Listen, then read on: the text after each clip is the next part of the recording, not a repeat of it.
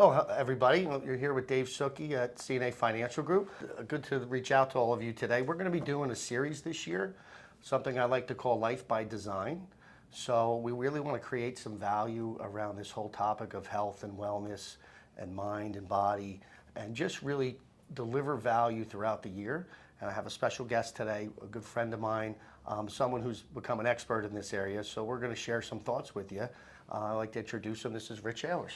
Thanks for having me, Dave. This is fantastic. Yeah, fun, right? Yeah. Go ahead. I was going to say, we get a chance to share some of this knowledge that I've been watching you share with a lot of people for a long time. Thank you. now. No, I appreciate this. I think it's a great opportunity to get in front of folks and just kind of help them simplify things that maybe seem very difficult for them to manage in their life, you know. And I love that you said life by design, because I think, you know, in the professional world, which I was, I'm in the professional world, we design everything in our career, you know, our goals, our business plans, our P&L statements, but many people in society don't design the life they want. And I was one of those people.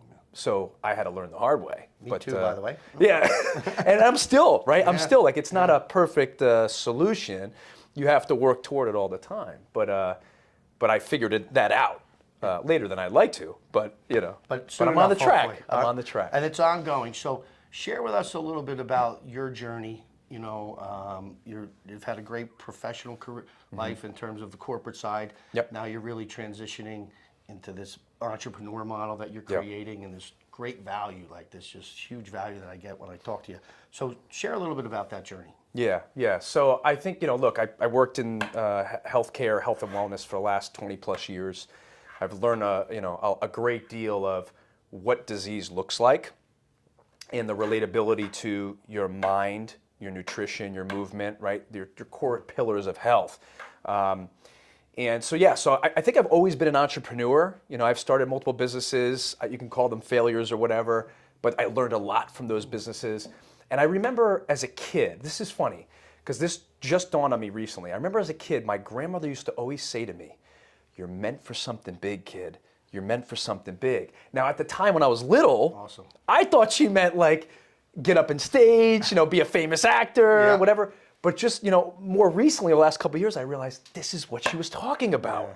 Taking my own personal struggles and experiences and showing other people how to make shortcuts from that.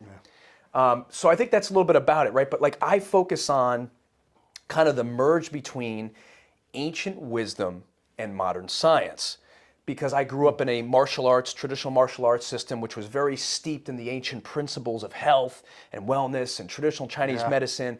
But then you have the modern science of health hacking and biohacking, and realizing now that there's data around mindfulness practices and things like that. So it's kind of the meld of those two things. Yeah. Wonderful. And this relationship that we have in our life with ourself, with our businesses. Obviously, I'm coaching and guiding people every day on financial matters, right? Right. Helping them move the needle financially, and yet what the basis of our work with most of our clients is the identification of what an asset is and what a liability is. Yes. And typically, I'm teaching around they are their best asset. Yes. Right? Yes. Their ability to think, to move, to create value in the world is what's going to transfer money back into their life, right? Yes. So, and I learned this early on. Either you're trading time, you're typically trading time for money. Yes. Right. So. Right? Yes. Or then eventually, hopefully, you can get some of that time back to now exchange at a higher level.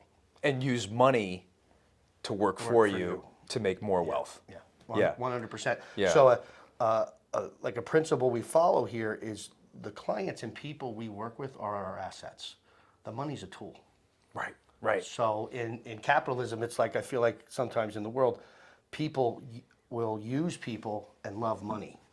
Yes. Versus love people and use money. Yes. So the translation of that now into them being their best asset and being able to fill that asset with great things. So what are some of the things someone, especially this time of year, right? Kicking off the year, we're all thinking motivation, we're all thinking New Year. What are some of those things that they can to improve themselves? Yeah.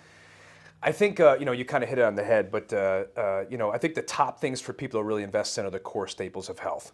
Get proper rest, proper exercise, proper nutrition, good healthy relationships, and double down on those things. I think, and stress management. I think those are the core ones. And if you do that, chances are you'll get much more clarity to start creating goals and visions around optimizing your life. Awesome. So this is just a kickoff. We're going to be back, but we just wanted to get an introduction this year. This is our first part of what we call Life by Design. We'll see you soon.